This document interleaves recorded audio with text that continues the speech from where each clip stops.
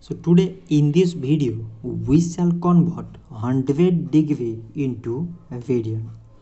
So in a straight line or in a semicircle, the sum of angles is 180 degree and it is equal to pi radian.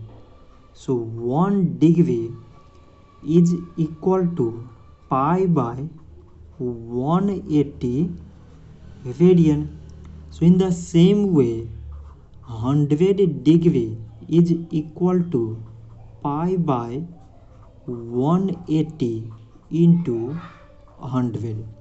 So now we cancel the numbers. So 0 cancel, 2 times 9 mean 18, 2 times 5 mean 10.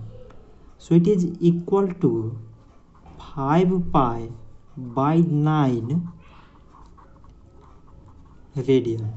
So this much for today and thanks for watching.